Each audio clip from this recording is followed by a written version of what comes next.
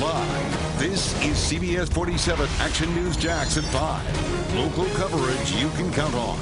A man who posed as a Harvard-educated psychiatrist in Ponte Vedra will spend the next 20 years in federal prison. According to a federal indictment, George David George fled to St. Johns County to hide out from federal investigators. I'm John Bachman. I'm Tanika Hughes. Investigators say that while he was here, he posed as a psychiatrist named Stephen Olivier and even prescribed a local teen medicine that made him suicidal. Action News Jax Bridget Matter is live from where marshals arrested that man in January. And Bridget, they say that George is originally from Tennessee.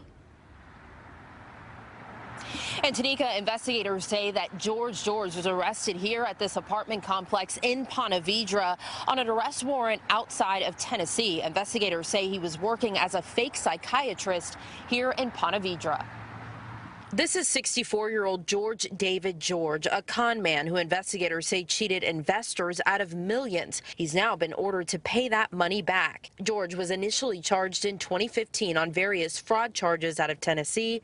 He fled before his scheduled trial. While on the run, he lived in Houston, Texas, and Huntsville, Alabama, where he took on the alias Stephen Oliver. He then made a home in Ponte Vedra. He called himself a Harvard-educated psychiatrist, treating patients, including a local teen whose mother says became suicidal after taking drugs prescribed by George. The local mother says she initially paid George $750 to treat her 16-year-old son through therapy sessions since he was suffering from depression. The Department of Justice says George got the drugs from a woman he met on Match.com. The teen was eventually hospitalized. George was picked up by U.S. Marshals at this Ponte Vedra apartment complex and transferred back to Tennessee.